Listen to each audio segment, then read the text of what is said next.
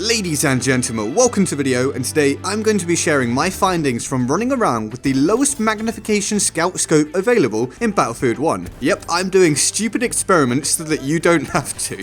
Essentially, this is a follow-up to the video I made about my favourite new way to snipe, which I'll link to in the description if you haven't seen it. That basically revolves around me using the 5x scope on a sniper rifle. So I thought, what's it like if you used the 2.5x scope on a marksman rifle? Well, you're about to find out. Now, if you end up finding this video helpful or enjoyable, then it would be awesome if you could hit the like button for me. With that being said, let's get into this. So the basics of this are that the 2.5x scope keeps your perspective feeling fairly similar at all times. What I mean by that is that when you're running around and when you're scoped in, all feels pretty similar. You get a nice wide field of view and you're much less likely to get tunnel vision, which is a common habit in FPS games where players end up scoped in and focused on one very specific point, which can lead to them being picked off very easily by enemies around them. So this sounds pretty decent so far, but there are very obvious drawbacks too. Sniping at range is very tough. You're barely zoomed in at all, so picking people off in the distance takes either some serious luck or serious skill. You would also think that adjusting your shot will be easier due to not being massively zoomed in, but this is only partially true. Sure, you don't get that hugely over zoomed in feeling, but it can also feel like it takes a lot of effort to move your crosshair around. Now personally, I thought I was in for a really tough time when I started this experiment. The first 5 minutes of gameplay saw me pick up 1 kill and my hopes of actually enjoying myself were fading fast, but I did start to get used to it after a game or two, and suddenly, once it felt at least a little natural, I found myself back to blowing faces off. So it's not as if using this scope makes it impossible to do well. There's certainly an opportunity to take advantage of its plus points whilst dealing with its drawbacks. This led me to believe that the 2.5x scope could be a good option for those who can't seem to get the hang of sniping. I know some people just can't deal with using a scope at all. It's like it's their kryptonite. Well, the 2.5x scope might be a good starting point for them, as it keeps the perspective so similar and their existing muscle memory can be a transferable skill. Likewise, if you're a big fan of the infantry scout rifles, then this might feel somewhat similar and give you another option to vary your gameplay and have some more fun. Now, some of you will be saying, why not just use an infantry or carbine variant then, if the magnification is so similar? And yeah, that's a good point. I'm not saying that this is a top tier strategy or that it's going to necessarily transform your gameplay. Trust me,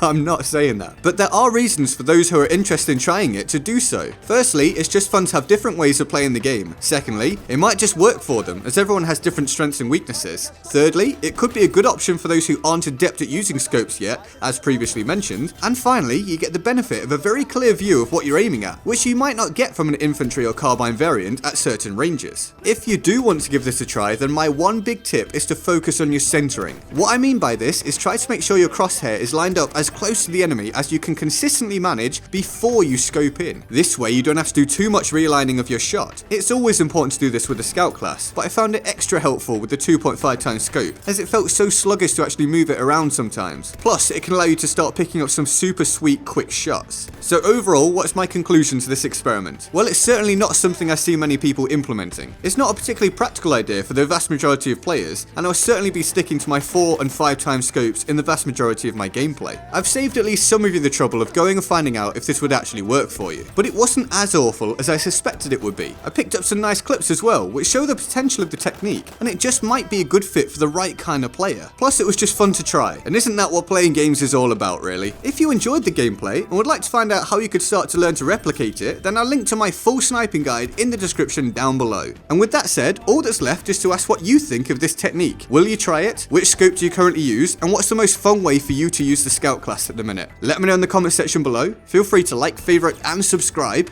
I'm GetGoodGuy, and I'll see you next time. Laters.